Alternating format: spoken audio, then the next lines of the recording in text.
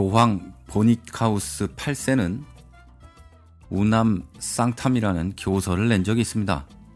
교황은 이 교서를 통해서 영적인 모든 것들에 대해서 자신이 판단할 수 있다라고 이야기했죠. 그리고 그 자신은 그 누구에게서도 판단을 받지 않는다. 최고의 영적 권력을 가진 자다. 이렇게 이야기를 했답니다. 그래서 이렇게 가장 영적인 존재고 세상의 모든 것을 판단하실 수 있다고 하신 그 교황 보니파키우스 8세는요. 대관식에서 이런 왕관을 쓰셨습니다. 48개의 홍옥, 72개의 사파이어, 45개의 에메랄드, 그리고 66개의 큰 진주로 만들었답니다. 그런데 이 숫자가요, 작은 에메랄드와 홍옥의 수는 뺀 겁니다.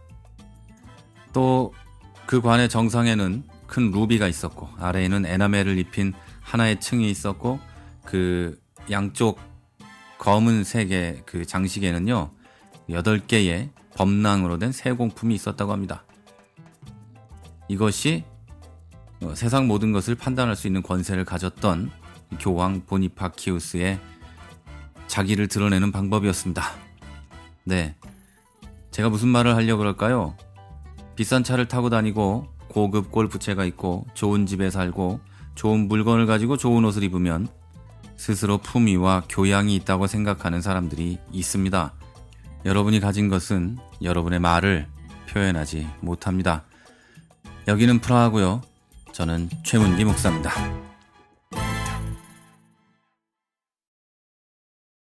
벌써 금요일입니다. 그리고 이번 주는 추수감사 주일이네요. 그리고 11월 셋째 주가 됐습니다. 그리고 1년은 이제 몇 주 남지 않았습니다. 방송을 들으시는 여러분 어떻습니까? 지난 한 해 동안 여러분은 무엇을 위해 지금까지 달려오셨습니까? 물론 추수감사주일의 정통성이나 이런 것에 대해서 이야기하는 분들도 많지만 저는 이맘때가 되면 그런 생각을 합니다. 추수감사주일이다. 나는 1년 동안 어떤 것을 거둬들였는가?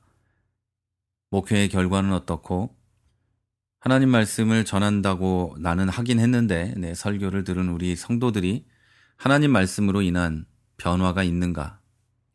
이런 것들을 생각합니다. 여러분의 1년, 여러분은 어떻게 마무리하시는지 모르겠습니다. 사람마다 방법도 다르고 생각도 다르기 때문에 제가 어떤 게 맞네 틀리네 말할 수는 없는데요. 저는 그런 것들을 생각합니다. 제 개인적으로. 오늘 저는 우리 동네에 사시는 목사님 한 분을 만났습니다.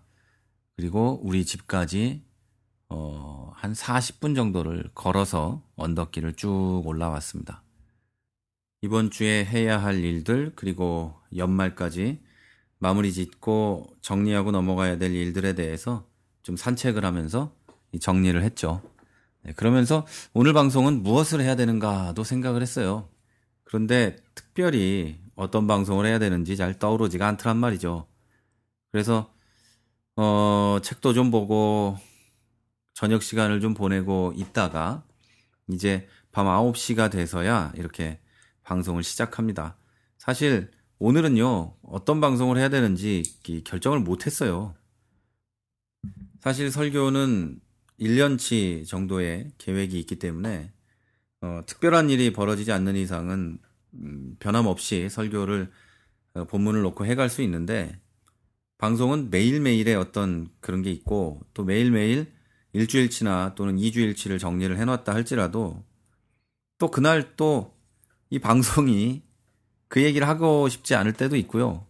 요즘이 자주 그러는 것 같은데 얘기를 준비했다가 다른 이야기를 할 때도 있고 그런데 오늘은 사실 방송을 준비를 하려고 했고 하기도 했지만 정리가 잘 안 됐어요. 그러던 중에 책상에 앉아서 이제 인터넷을 들여다보는데 이런 얘기를 봤습니다. 하늘에서 불기둥이 내려왔대요. 개성 공장에. 그래서 개성이 어떻게 북한의 교회에 어떻게 그게 불기둥이 내려왔을까 이렇게 보니까 그런 얘기였어요. 그 개성 공장에 있는 교회에 하나님께서 불기둥을 내리셨는데 사실 그 불기둥이라는 게 사진이나 이런 걸 보니까 번개가 친 거고요. 그 불기둥이 내렸다고 하는 그 교회가 그 동네에서 제일 높아요. 그러다 보니까 제일 높은 곳에 낙뢰가 떨어진 건데 그걸 불기둥이라고 생각을 했더란 말이죠. 그래서 이게 좀 무슨 짓인가 싶었어요. 그리고 하나님의 불기둥이 거기 내렸고 그 성경적으로 여러 가지를 갖다 붙여서 의미를 부여했더란 말이죠. 그것도 국민일보 인터넷 뉴스죠.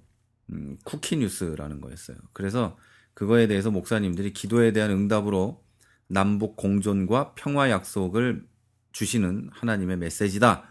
뭐 이렇게 이야기를 했었죠.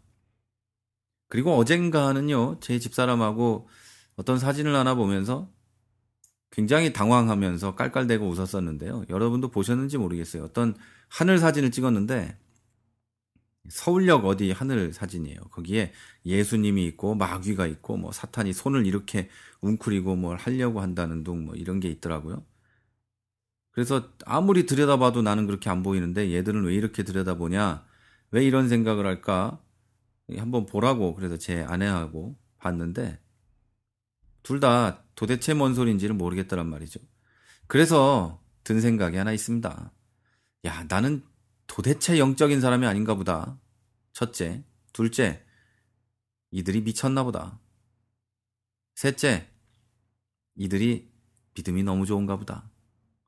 그래서 결론은 물론 내렸지만 셋 중에 하나예요. 그런데 결론은 내렸지만 여러분하고 직설적으로 나눌 이야기는 아닌 것 같아서 넘어가도록 하겠습니다. 사실 오늘 저는 이런 이야기를 하려던 건 아니었다고 말씀드렸죠. 원래는 다 정리는 못했지만 이런 말을 하고 싶었어요. 오늘 인트로에서 여러분에게 드린 말씀처럼 내 겉모습이나 내 스펙이나 내 겉모습을 치장한 어떤 물건이 나의 진실을 드러내주는 것은 아니다. 이 말을 하고 싶었어요. 여러분, 예수님의 제자들은요, 그다지 대단한 사람들이 아니었습니다. 또 언젠가 말씀드렸는지 모르겠지만 바울도 그렇게 대단한 사람 아니었습니다. 여러분이 바울이 공부 많이 해서 하나님께 쓰임받았다고 생각하는 그런 기독교 교육을 받아 오셨겠지만요. 바울은 하나님이 쓰시기에는 그렇게 적당한 사람이 아니었습니다. 그렇기 때문에 바울은 예수 그리스도를 만난 이후에도 연단의 시간들이 필요했죠. 누구도 바울을 받아주지 않았어요. 바울이 가지고 있는 것이 예수 그리스도의 일을 하기에는 부족하고 모자라다고 생각하는 사람들이 많이 있었고 뿐만 아니라 하나님께서 그를 당장 사용하시려면 얼마든지 하셨겠지만 하나님도 바울이 그가 가지고 있는 것들을 빼버릴 시간이 필요하다는 걸 알고 계셨죠.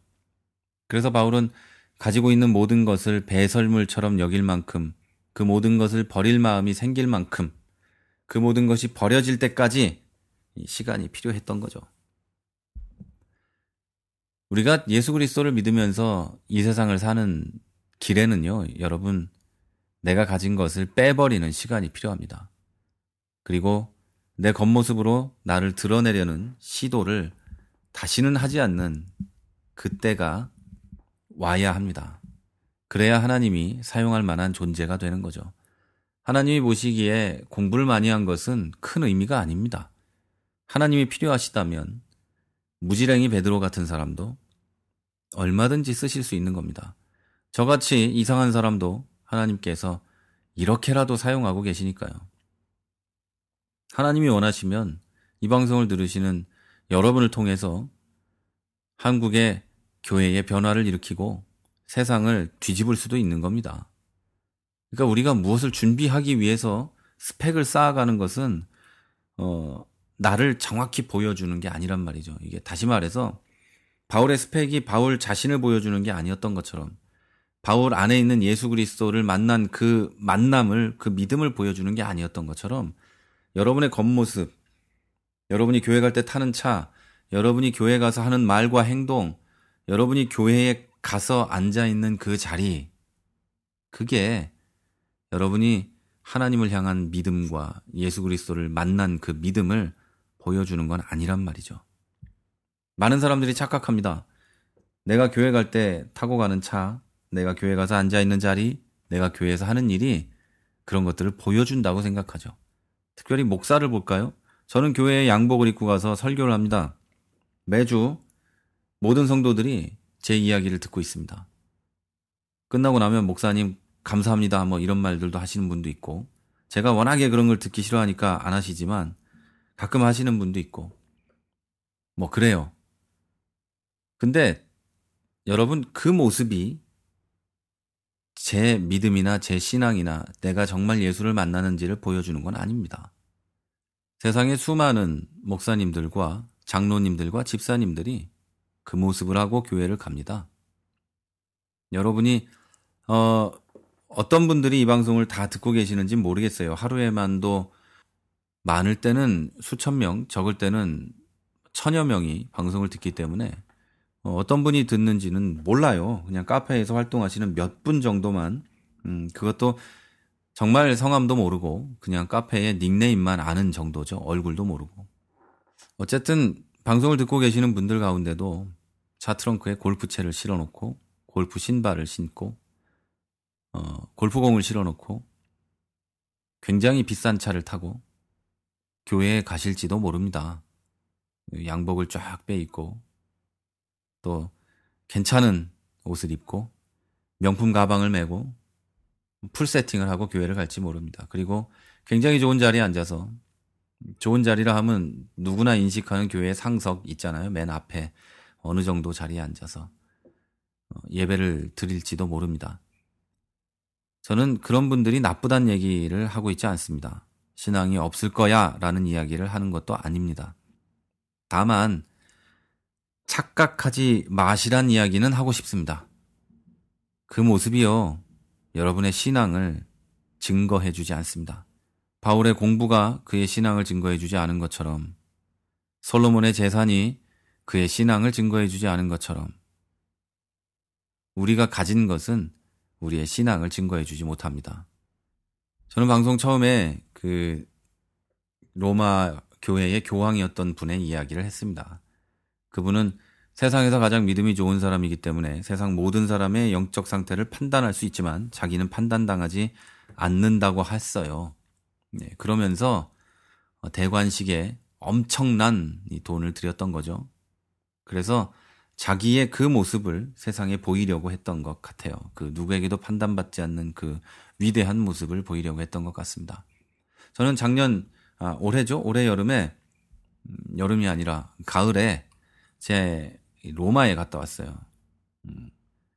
로마의 그 베드로 성당에도 갔는데요. 무엇을 보이기 위해서 이렇게 놀라운 모습을 만들어냈는가 라는 생각을 했습니다.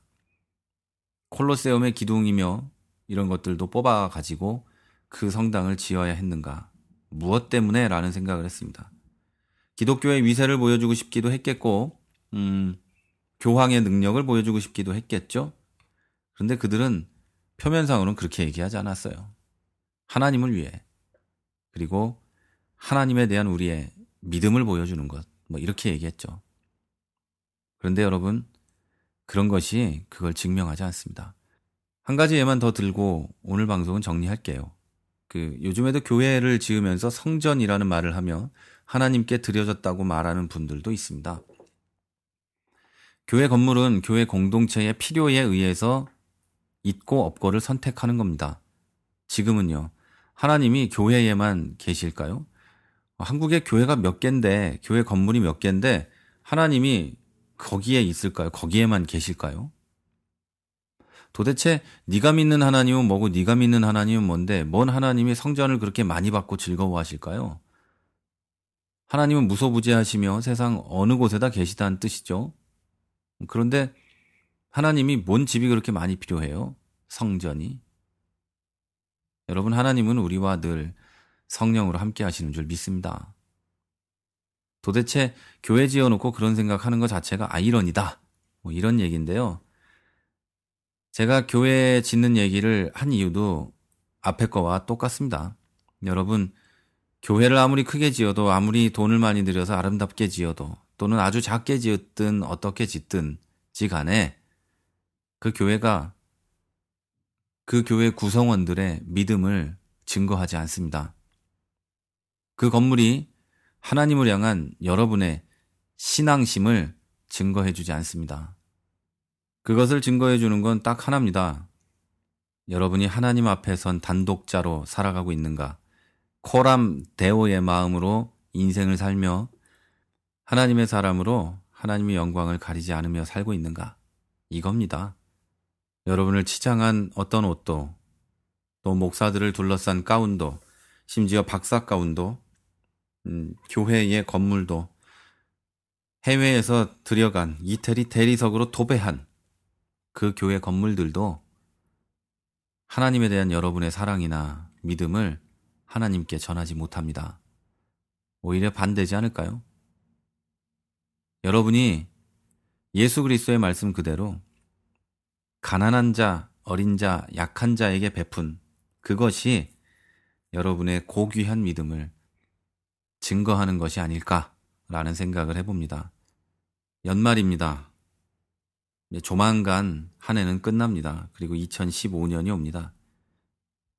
그런데 여러분, 한 해가 지나가는 것이 아쉬운 분도 있고 뒤를 돌아보는 분도 계시겠지만 어떤 분은 한 해가 가는지도 모르고 피눈물을 흘리며 하루하루를 보낼지도 모릅니다. 당장 오늘 먹을 밥이 내가 지금 당장 나가야 되는 교회보다 하나님보다 귀중한 분들도 있습니다. 여러분, 밥은 먹어야 사는 거고요. 옷은 입어야 사는 거죠. 이 겨울에 여러분 주위에 그런 분들이 혹시 느껴지신다면 손을 내밀어 주십시오. 교회의 중직이시라면 교회가 그 일을 할 수 있도록 애써 주십시오. 교회 안에 있는 가난한 사람을 먼저 돌봐 주십시오. 그리고 교회 밖으로 눈을 돌려서 그들을 도울 수 있는 방법을 찾아내시는 여러분과 여러분 교회가 되었으면 좋겠고요. 이제 방송을 마칩니다. 지금까지 프라하에서 최문기 목사였습니다.